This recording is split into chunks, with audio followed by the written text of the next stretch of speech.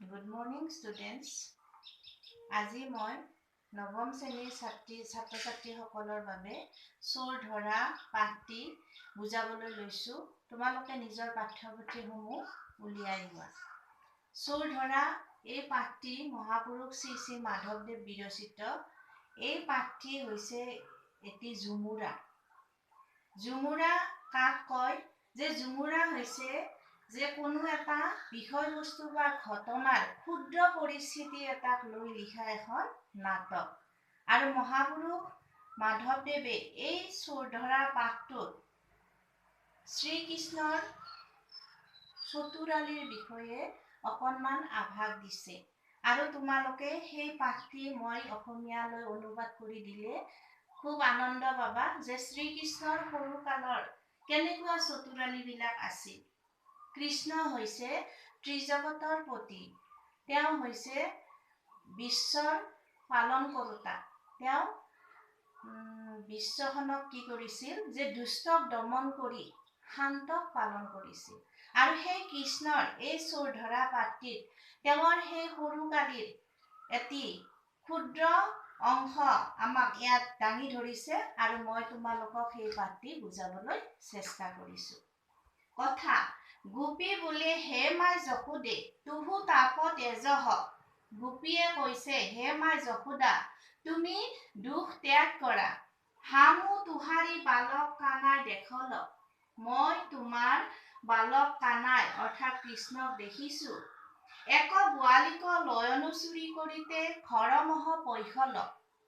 এগৰাকী গোৱালীৰ ঘৰত লয়নো চুৰ কৰিবলৈ গৈ ঘৰৰ ভিতৰত প্ৰৱেশ কৰিলে। আহে পেশী হে গোৱালী লয়নো চুৰ ধৰিয়ে ঠিক। আৰু তাকে দেখি সেই গোৱালিনীয়ে শ্ৰীকৃষ্ণক লয়নো চুৰ বুলি ধৰিলে। শ্ৰীকৃষ্ণ তাহেক উত্তৰ কৰাইছে আৰু শ্ৰীকৃষ্ণই তাইক উত্তৰ দিছে। আহে ধান্দি হামু কৈছে চোৰ। হে ধান্দি, ধান্দি মানে লুধুমি। তোমালোকৰ পাঠৰ পিছফালে অৰ্থবিলাক দিয়া আছে, চাই ল'বা। ধান্দি হে লুধুমি মোক তই চোৰ বুলি কৈছ। বালক হমে ৰাজমাৰ্গে ফিৰত। বালক শিশুসকলৰ সৈতে মই ৰাজপথত ফুৰি আছিলো। তুহু আপোনে দধি খায়া হামক চোৰ বোলত। তুমি নিজে দধি খাইছা আৰু খাই মোক চোৰ বুলিছা। তাহে শুনি গোপী পৰাক গোপী সাক্ষী মানত। আৰু তাকে দেখি গোপীক সাক্ষী বনাবৰ বাবে শ্ৰীকৃষ্ণই কি কৰিলে? চোৱা। শ্ৰীকৃষ্ণ আপন হাতক লয়নো গোপীক মুখে মাখিয়ে বোলত। শ্ৰীকৃষ্ণই নিজৰ হাতৰ লয়নোখিনি মাকৰ গোপীৰ মুখত সানি দিলে আৰু ক'লে গোপী হব দেখো দেখো আৱৰ সাক্ষিত কমন প্ৰয়োজন। আৰু সেই গোপীবিলাকক ক'লে যে গোপীসকল চোৱা এওঁৰ মুখখনে সাক্ষী আৰু সাক্ষীৰ প্ৰয়োজন নাই। উনিকৰ মুখহি সাক্ষী। এওঁৰ মুখখনে সাক্ষী। সাক্ষী মানে গম পাইছা? কোনো এটা কথা মানে বুজাই দিবলৈ যে প্ৰমাণ দিবলৈ আমি কিছুমান সাক্ষী বিচাৰো। শুনি গোপী লাজ পাৱল। আৰু তাকে শুনি গোপীয়ে লাজ পালে। কৃষ্ণক উত্তৰে আটায়ে নাহি পাৰি গোপী হব ভংগ মানল। আৰু কৃষ্ণক উত্তৰত কাটিব নোৱাৰি গোপীসকলে পৰাজয় স্বীকাৰ কৰিলে। ভংগ মানল মানে পৰাজয় বৰণ কৰিলে। তাহে পেশী শ্ৰীকৃষ্ণ আনচুলে ধৰি টানিয়ে আনত।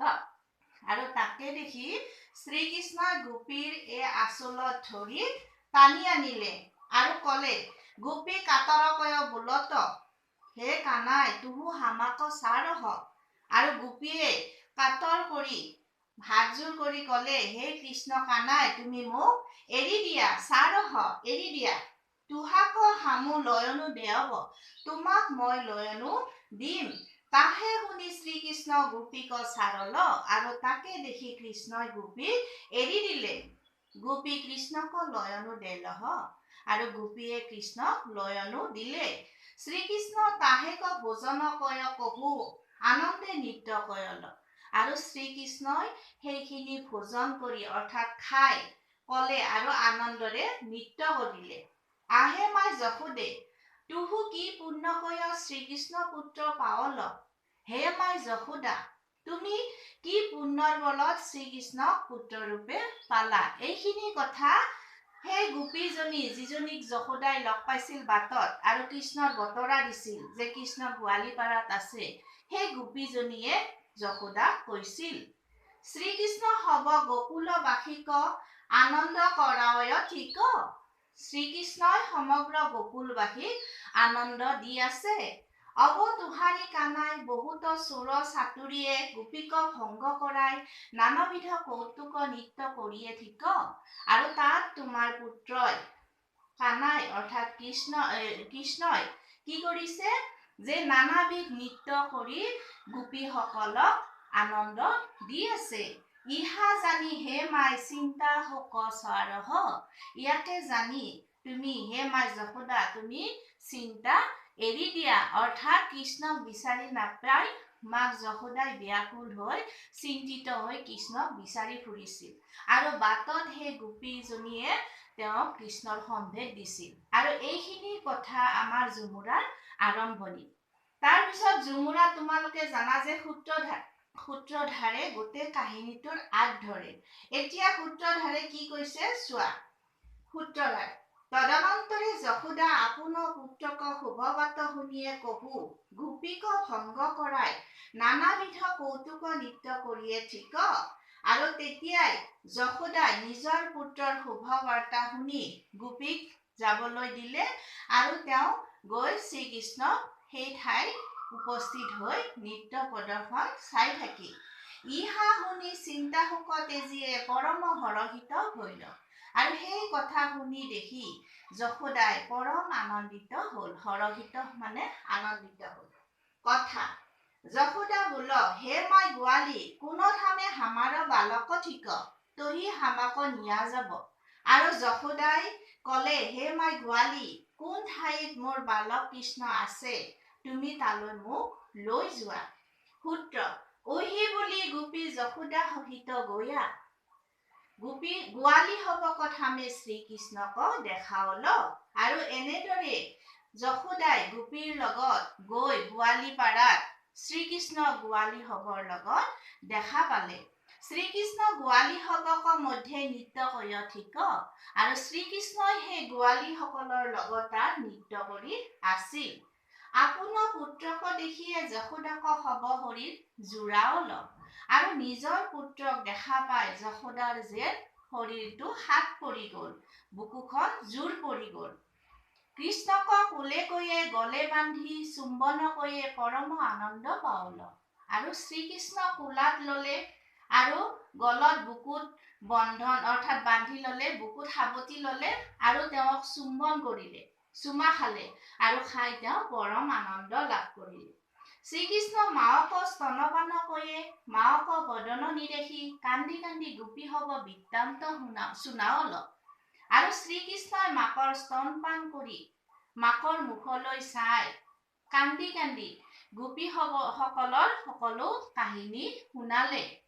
শুনি যশোদা গোৱালি হবক গাড়ী দিয়ে জৈচন বোল তো দেখ শুনহ। আৰু সেই কথা শুনি যশোদাই গোৱালীসকলক কেনেদৰে গালি পাৰিলে সেই কথা দেখা আৰু চোৱা। ঝুমুৰা আচলতে ঝুমুৰাখন তোমালোকে ভাবি লোৱা যে তোমালোকৰ সন্মুখত সেইখন প্ৰদৰ্শন হৈ আছে।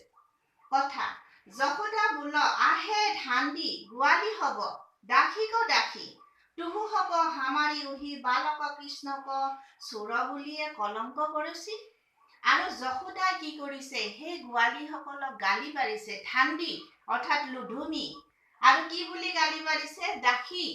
আকৌ কৈছে যে তোমালোকে কি কৰিছা মোৰ পুত্ৰক বালক কৃষ্ণক চোৰ বুলি কলংক কৰাইছা। চিহ তুহাৰী মুখে চাৰ পৰক। চিহ বুলি কৈছে যে তোমালোকৰ মুখত ছাই পৰক অৰ্থাৎ তোমালোক মৰি যোৱা। হে বাবু কৃষ্ণ উহি বান্ধি হবক থানে আওৰ নাহি আৱব। আৰু কৃষ্ণ কৈছে যে কৃষ্ণ তুমি এই বান্দীসকলৰ ঠাইলৈ আৰু নাহিবা। হামাৰা ঘৰে দধি দুগ্ধ লয়নো কে পুছত। যে আমাৰ ঘৰত দধি দুগ্ধ লয়নো কিমান আছে, যত খাইতে পাৰ তত হামু দেৱাব, আৰু যিমান খোৱা তাক মই তোমাক দিম। তুহাৰী বালাই লয়ে আহে বাপু তুহু হামাৰ কৌটি পুৰুষক দেৱকো পৰম দেৱতা, মাথাক মুকুট গলাক হাতৰি বুকেৰ শীতল চন্দন। আৰু তুমি মোৰ কি হৈছা যে তুমি মোৰ এই বিপদৰ মূৰ পাতি লওঁতা, তুমি কৌটি পুৰুষৰ দেৱতা, পৰম দেৱতা, মোৰ মূৰৰ মুকুট, গলৰ হাতৰি, গলত পিন্ধে হাতৰি মালা। হাতৰিটো হৈছে এটা সমাস, দ্বিগু সমাস, গতিকে হাতৰি আৰু তুমি মোৰ বুকুৰ শীতল চন্দন। এনেকৈ শ্ৰীকৃষ্ণক সান্তনা লৈ মাকে শ্ৰীকৃষ্ণক সাৱটি ধৰিলে। সূত্ৰ ওহি বুলি যশোদা গোৱালি হবক ঠেংগনা দিয়ে খেদাই কহু। ঠেংগনা শব্দটোৰ অৰ্থ হৈছে গালি পৰা। আৰু এনেদৰে যশোদাই গোৱালি হব সকলক গালি পাৰিলে আৰু খেদি দি কলে, আপুনি আঞ্চুৰে কৃষ্ণক ধূলা জাৰি বুকে বান্ধি কোলে কৰি বদন চুম্বন দিয়ে। আৰু নিজৰ আঁচলেৰে, চাদৰৰ আঁচলেৰে শ্ৰীকৃষ্ণক এনেকে গাৰ ধূলিবোৰ জোকাৰি দিলে আৰু কি কৰিলে যে বুকুত বান্ধি সাৱটি ধৰি চুম্বন কৰিলে। পৰম আনন্দে আপোন গৃহে আনি শীতল জলে স্নান কৰায় আৰু অতি আনন্দৰে শ্ৰীকৃষ্ণক নিজৰ ঘৰলৈ লৈ আনি শীতল পানীৰে পানীৰে গা ধুৱাই দিলে। পঞ্চামৃত ভোজন কৰাল। পঞ্চামৃত এইটো এটা দ্বিগু সমাস, পঞ্চ অমৃতৰ সমাহাৰ। তাত ঘিউ, মৌ, দৈ, চেনি, গাখীৰ আদি থাকে আৰু সেই তেনেকুৱাকৈ মিশ্ৰণ কৰি শ্ৰীকৃষ্ণক ভোজন কৰালে। সুগন্ধ চন্দনে দিব্য অস্ত্ৰ অলংকাৰে ভূষিত কৰাই কৃষ্ণক সুন্দৰ বদন নিৰেখিয়ে মুখতো অধিক আনন্দ লভিয়ে পৰম সন্তোষে ৰহল। আৰু সুগন্ধি চন্দনেৰে তেওঁক খুৱাই দিলে, তেওঁক দিব্য অস্ত্ৰ অলংকাৰ পিন্ধালে আৰু তেওঁৰ সুন্দৰ মুখখন চাই তেওঁ যেন অধিক আনন্দ লাভ কৰিলে আৰু অতি সন্তোষেৰে কৃষ্ণৰ লগত থাকিল। আহে সবাহদ লোক শ্ৰীকৃষ্ণক পৰাম কৃপালু গুণ দেশহ। হে সবাহদ লোক, যুমুৰাত সূত্ৰধাৰে কৈছে যে হে সবাহদ লোক, তোমালোকে শ্ৰীকৃষ্ণৰ পৰম গুণৰ কথা দেখিলা। কোটি ব্ৰহ্মাণ্ডক ঈশ্বৰ হৈয়া নন্দক গৃহে বেকত হৈয়া নানান বিনোদ নৃত্য কয়ল। তেওঁ কোটি ব্ৰহ্মাণ্ডৰ, বিশ্ব ব্ৰহ্মাণ্ডৰ তেওঁ কি হৈছে ঈশ্বৰ, তথাপিতো তেওঁ ভক্তিত তুষ্ট হৈ, যশোদাৰ ভক্তিত তুষ্ট হৈ নন্দ ৰজাৰ গৃহত জন্ম হল আৰু নানান বিনোদ নৃত্য কৰি থাকিল। ইহাক শ্ৰৱণ কীৰ্তন কৰিয়ে হব লোক সংসাৰ ঘোৰ নিকাৰ তৰব। শ্ৰৱণ, শুনা, কীৰ্তন গোৱা আৰু শ্ৰীকৃষ্ণৰ গুণানুকীৰ্তন গাই আমি এই সংসাৰৰ লোকসকলে দুখ তাপ আদি ত্যাগ কৰি আমি মুক্তি পাম। ইহা জানি শ্ৰীকৃষ্ণ চৰণে শৰণ সাৰ কৰি নিৰন্তৰে হৰি বল হৰি বল।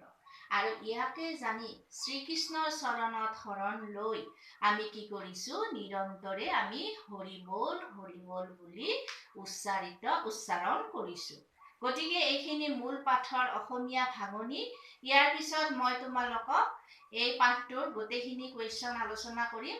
তোমালোকে এতিয়া শব্দ অৰ্থবিলাক দিয়া আছে, সেইখিনি চাই ল'বা আৰু গোটেই পাঠটোৰ হোমৱৰ্ক হিচাপে অসমীয়া ভাঙনিটো লিখিবা। ধন্যবাদ।